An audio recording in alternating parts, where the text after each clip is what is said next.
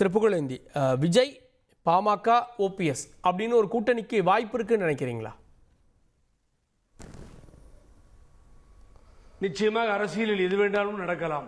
ஒரு முன்னாள் முதல்வர், அனுபவம் மிக்கவர், அவரோடு விஜயும் சேர்ந்து போவதற்கு வாய்ப்பு இல்லை என்றெல்லாம் நான் சொல்ல முடியாது. ஆனா ரொம்ப நேரமா ஆயுத எழுத்துல டிஸ்கஷன் போயிட்டு இருந்த லெட்டர் டிஸ்கஷன், இந்த லெட்டர் டிஸ்கஷன்ல ஏற்கனவே கடிதங்கள் கொடுத்து கூட அனுமதி இல்லாமல், அனுமதிக்கப்படாமல், பார்க்காமல் போன காலங்கள் உண்டு. டேட் வைஸ் நான் வச்சிருக்கேன். அப்புறம் அன்பு நண்பர் சொன்னார், அரசியலுக்காக வரவில்லை, பாரத பிரதமர் வேறு வேறு திட்டங்களை அறிவிக்க தெரிவிக்க வந்தார்னு. ஓபிஎஸ், இபிஎஸ், அமித்ஷா அவர்கள் 3 பேர் ஒரு மேடையில் இருந்தது ஞாபகம் இருக்கா? கார்கே அதுல அரசியல் பேசிட்டாங்கன்னு பெரிய பிரச்சனையாச்சு. அது மாதிரி நடந்தது உங்களுக்கு தெரியும். நான் இன்னைக்கு தந்தியில ஒரு உண்மையை உடைக்கத்தான் போகிறேன். எனக்கு அதை பற்றி கவலையே இல்லை. நல்ல எண்ணத்தில் சொன்னாரோ, கெட்ட எண்ணத்தில் சொன்னாரோ, தவறாக வழிநடத்த சொன்னாரோ, நல்லபடியாக போய் சேரட்டும் என்று சொன்னாரோ தெரியாது. இந்த கடிதத்தை கொடுக்க சொன்னவர் அருமைக்குரிய அன்பு சகோதரர் குருமூர்த்தி. நான் ஓபனா வந்துட்டேன். இல்ல சார், அதுக்கு நேரா நீங்க எல்லாம் தடல இல்ல, எனக்கு புரியல. இந்த கடிதம் கேளுங்க குருமூர்த்தி. இல்ல ஓபிஎஸ் இந்த மாதிரி கடிதம் கொடுக்க சொன்னாரு அப்படி நீங்க சொல்றீங்க. ஆமா, 100% அது அவர் இல்லை என்று மறுக்கட்டும். 2 பேர்ல யார் வேணாலும் மறுக்கட்டும். ஆனா அதெல்லாம் போகட்டும் சார். கடிதம் கொடுத்தாங்க, ரணகலம்னு ஒரு வார்த்தையை பயன்படுத்தினார் அன்பு சகோதரர். நான் சொல்றேன், ரணகலம் எது சார்? 11 எம்எல்ஏ வச்சிருந்தாருன்னு தலைமை கழகத்துக்கு கூட்டு வந்து அவரை வேண்டான்னு சொன்ன ஃபோர்ஸ் பண்ணி கட்சியில் சேர்த்து டெப்டி சீஃப் மினிஸ்டர் கையில கொடுத்து கூட வச்சுக்கிறேன்னு வச்சுக்கிட்டு ஒருங்கிணைப்பாளர், இணை ஒருங்கிணைப்பாளர் ஒரு ஓட்டை 2 பேருக்கு போட சொல்லி தேர்ந்தெடுத்து அதுக்கு பின்னாடி வெளியில் அனுப்பிச்சிங்களே, அது எந்த ரணகலம் சார்? ஆனா இன்னைக்கு சொல்றீங்களே புது உறவுகள் வேணும்னு, இருக்க இருப்புகள் அன்வர் ராஜா மாதிரி வெளியே போயிட்டு இருக்காங்களே. அன்வர் ராஜா சொல்றாரு, யார் பேச்சையும் கேட்க மாட்டேன்றார் அவரு. நான் சொல்லியாச்சு, 8 லீடர்கள் சொல்லியாச்சு, 2ஆம் கட்ட தலைவர்கள் யார் பேச்சையும் கேட்பதே இல்லைன்னு. அதாவது நம்ம சப்போர்ட் ஆதரவா பேசுறது வேற. பொங்கலூர் மணிகண்டன் அன்பு சகோதரர், உங்களுக்கு நான் அன்பா சொல்றேன். ஆனா ஒரு இயக்கம் அழிந்து போய் கொண்டிருக்கிறது. என்ன சார் அவர் என்ன டெரரிஸ்டா? அவர் என்ன அதுக்கு மேல என்ன பெரிய குற்றத்தை பண்ணிட்டார் சொல்லுங்க பாப்போம்.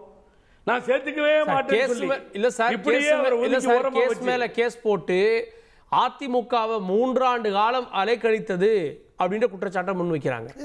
வாபஸ் வாங்கிட்டா போது அவ்வளவுதான். எப்ப நடந்தது? ஒரு நிமிஷம் எப்பன்னு சொல்றேன் சார். எப்ப நானே இருக்கேன். I am also one of the. அந்த கேஸ்ல என்னுடைய பெயரும் பதிவு செய்யப்பட்டிருக்கு. அலுவலகத்தை அடித்தார்கள் அப்படின்னு சொல்லி ஒண்ணு, பொதுக்குழு உள்ளார பாட்டில தூக்கி எறிஞ்சு, மத்த தூக்கி எறிஞ்சு கெலட் ஆயிடுச்சு. எப்போ உடைந்ததோ அப்பதானே சார் கேஸ் போட போனோம். கோலப்பன் சொன்ன மாதிரி பொதுச் செயலாளர் அம்மா தான் நிரந்தர பொதுச் செயலாளர், தந்தை பெரியார் தான் தலைவர் என்று பேரறிஞர் அண்ணா சொல்லி ஏற்றுக்கொண்டது போல அதை வழி நடத்தினார் அண்ணா. தலைவர் வழி நடத்தினார், அம்மா வழி நடத்தினார். ஆனால் நீங்க அம்மா பொதுச் செயலாளர் சொல்லிவிட்டு நான் தான் பொதுச் செயலாளர் சொன்னால் எந்த அதிமுக தொண்டர் ஏற்றுக்கொள்வான், ஒப்புக்கொள்வான்? சார் கட்சி வீணா போயிடும் சார். பொங்கலூர் மணிகண்டன் சொல்லி நீங்க போய் எடுத்து சொல்லுங்க. இந்த கட்சி வீணா சொல்லுவாரு. ஒரு இடத்துல டெபாசிட் வர இல்ல. நான் என்ன சொல்ல வரேன்னா, ஒற்றுமை இல்லைன்னா ஒண்ணுமே நடக்காது சார். அவர் அன்பு நண்பர் சொன்னார் பேசும்போது, நல்லெண்ண அடிப்படையில் எல்லாரும் சேரணும்னு சொல்லி சொன்னார். அதுக்கு வழியே இல்லைன்னா அதிமுகவை காப்பாற்றவே முடியாது. ஆனா இதில் அண்ணாமலை சொன்னதை நீங்கள் பாராட்ட வேண்டும்.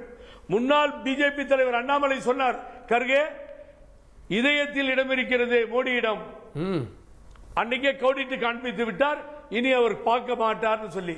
ஆகவே உள்கட்சி விஷயத்தில் தலையிட மாட்டேன் அமித்ஷா, வந்தால் பார்க்க மாட்டேன் மோடி. என்ன சார் நியாயம்? சரி கேட்போம், சொல்லுங்க பாப்பா. அம்மா அப்படிதான் அரசியல் நடத்துறாங்களா? கேட்போம். திருக்குமார், இங்கே ஒரு 3 முனை போட்டியை நோக்கி தமிழ்நாடு களம் ஏற்கனவே இருக்கு. இதில் விஜய் உள்ள வருவாரா மாட்டாரா யாரோட அப்படின்னு கேள்வி இருக்கப்போ 4 முனை போட்டி, அதுவும் இவங்களா போனாங்கன்னா விஜய் பக்கம் ஸ்ட்ராங் ஆயிராது? கண்டிப்பாக அது ஸ்ட்ராங் ஆகும். ஏன்னா தமிழ்நாடு சினிமாவையும் உண்மை நம்புகிற ஜனங்கள் அதிகம் தமிழ்நாட்டில். சினிமாவில் நடக்கிற அத்தனையும் உண்மைக்கு தொடர்பு உள்ளதுன்னு நினச்சிட்டு இருக்காங்க. அந்த மக்கள் அதிகம். அதனால தான் நிறைய அவருக்கு போகிற இடத்துலலாம் லட்சக்கணக்கில் கூட்டம் வருகிறது. ரெண்டாவது, விஜய் இப்போ அவர் லைவ்ல இருக்கிற அவர் ரிட்டையர் ஆகிடல. அவர் இருக்கும்போது இவர் வந்திருக்காரு. அவர் உச்சத்தில் இருக்குது. அவர் அவர் முதல்ல நடத்துகிற மாநாடாக இருக்கட்டும், அதுக்கப்புறம் நடத்துகிற 2 கூட்டங்களுமே மிகப்பெரிய கூட்டம். இப்போ அடுத்தால இப்போ 27ஆம் தேதி இவர் நம்ம விஜயகாந்துடைய பிறந்த தினத்தன்று மதுரையில் மாநாடு நடத்துவதற்கான ஏற்பாடுகள் நடந்து கொண்டிருக்கின்றன. அதற்கு தென் மாவட்டங்கள் மட்டுமல்ல, வட மாவட்டத்திலிருந்தும் எல்லா கூட்டமும் போகிறது உறுதி. ஏன்னா இளைஞர்கள் 18 வயசுல இருந்து 35 வயசு வரைக்கும் இருக்கிற இளைஞர்கள் கம்ப்ளீட்டாக ஆன் பண்ணி எல்லாருமே அவங்களுக்கு வேறு அதுக்கு அவங்க பிளைண்டாக இருக்காங்க. இப்போ தான் வந்திருக்காங்க. அரசியல் ஒன்றுமே தெரிய வேண்டியதில்லை. சினிமாவில் விஜயை பார்த்தாங்க, அதை போல் நிஜ வாழ்க்கையில் இருப்பாருன்னு நம்புகிறாங்க. இங்கே இருக்கிற அரசியல் தலைமைகளில் நிறைய கோளாறு இருக்கிறது. அதனால் அவரை லீட் பண்ணி அவரை எடுத்துக்கிறாங்க, வராங்க. இது ஒரு பக்கம். அவர் வந்தால் தேமுதிகவும் சரி, அதுபோல் இன்னும் பல கட்சிகள் இருக்கிறது. இன்னும் பல கட்சிகள் அதில் வருவதற்காக அதாவது தமிழ்நாட்டில் ஒரு கணக்கு இருக்குது சார். தமிழ்நாட்டில் எந்த கட்சி எந்த குதிரைக்கு பட்கட்டலாம், எது வச்சா ஜெயிக்கும், இதை வச்சா ஜெயிக்குமா, இது வச்சு ஜெயிக்குமா, எந்த முடிவு எடுப்பாங்க, எந்த நேரத்தில் எந்த முடிவு எடுப்பாங்க. அரசியல் முடிவு அது தப்புன்னு சொல்ல முடியாது. அதுதான் அரசியல் முடிவு. ஏன்னா தோக்குற குதிரைக்கு பட்கட்டுறது யாரும் தயாராக இருக்க மாட்டாங்க. மெயினான கட்சிகள் தான் தனியாக நின்றுட்டு இருக்குமே தவிர அந்த நேரத்தில் பலர் சேரதுக்கு வாய்ப்பு அதிகமாக இருக்கிறது. அது ஒன்று. ரெண்டாவது, இந்த ஓபிஎஸ்ஸை பொறுத்தவரையில் திரு ஓபிஎஸ் அவர்கள் அவருடைய கண்ணியத்தை பற்றி நம்ம பார்க்கணுன்னா, ஜெயலலிதா அம்மா கிட்ட இருந்து பதவி கொடுத்துட்டு போகும்போது அவர் கேட்கல, எதிர்பார்க்கல. அவருக்கு முதலமைச்சர் பதவி வரணும் நினச்சி கூட பார்க்கல. துணை முதலமைச்சர் அவர்கிட்ட பொறுப்பை ஒப்படைச்சிட்டு போனாங்க முதலமைச்சர் பதவியை. வந்ததுக்கப்புறம் அந்த வர்ற வரைக்கும் அந்த சீட்டை அவர் உட்காரல. அதற்கு பிறகு அந்த அம்மாட்ட போய் தான் முதலமைச்சர்னு அவங்க கூப்பிட்டு கேட்கல, இவரே சரண்டர் பண்ணார். நீங்கள் தான் உட்காரணும், நீங்கள் நாளைக்கு வந்து உட்காரணும் இப்படி சொன்னார். 3 முறை அப்படி நடந்திருக்கு. இப்போ கடைசியில் கூட இப்போ அவங்க பேட்டியெல்லாம் நீங்கள் டிவியில் நான் நேற்று ஒரு தொலைக்காட்சியில் போட்டு காமிச்சேன். ஆனால் அவங்க கடைசியில் என்ன நடந்ததுன்னா, கடைசியில் கூட அவர் உட்காரல. கடைசியில் கூட அந்த சீட்டு காலியாக தான் இருந்தது. ஆனால் திரு எடப்பாடி அவர் அவ்வளோ அது காரணம், அவர் நம்ம சாதாரண ஒரு நபர், நம்மளை கொண்டு முதலமைச்சர் அளவுக்கு நம்மளை உயர்த்தி வச்சுருக்காங்க. அவங்க நமக்கு நம்பி கொடுத்துருக்காங்க. நாம் அதுக்கு பாதகமாக பண்ணிடக்கூடாது, நாம் ஆசைப்படக்கூடாது. நம்ம எதையும் உண்டு பண்ணலை. அவங்களால யார் முதலமைச்சர் வேட்பாளர் வர்றப்போ இபிஎஸ்ஆ ஓபிஎஸ்ஆன்றப்போ அந்த இடத்த விட்டுத்தர மறுத்தார். அதுக்கு ஒரு பெரிய பேச்சுவார்த்தை நடந்தது அப்படின்ற செய்திகள்லாம் நீங்க கேள்விப்பட்ட? அப்படி செய்தியெல்லாம் இருக்கு. நான் இப்போ இபிஎஸ்ஆ ஓபிஎஸ் சார் நான் கம்பேர் பண்றது 2021 தேர்தல் சார். நான் கம்பேர் பண்றது நான் இப்ப அந்த இல்ல 2021 சார். எஸ், யார் முதலமைச்சர் வேட்பாளர் அறிவிக்கிறது ஓபிஎஸ் தயங்கினாரு, மாட்டேனாரு. இல்ல சார், 2021 தேர்தலுக்கு 2019 அவர் ஆள் அனுப்பி விட்டுட்டாரு. நான் கேரக்டரை பத்தி சொல்றேன். ஒரு கேரக்டர், ஒரு மனிதர், அவரை அவர் அப்படி பேசுறதுக்கு ஒண்ணுமே கிடையாது.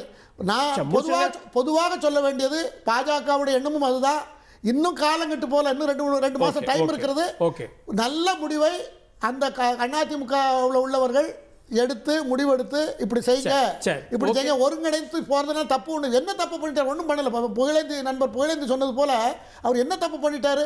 நான் அன்கண்டிஷனலா சேர்றேன்னு சொல்லிட்டாரு. இதுக்கு மேலேயும் அவரை டார்ச்சர் பண்ணா அவருக்கு பண்ணக்கூடிய அநீதியே அவருக்கு பிளஸா மாறிட்டு இருக்கும். இப்போ அதான் உண்மை.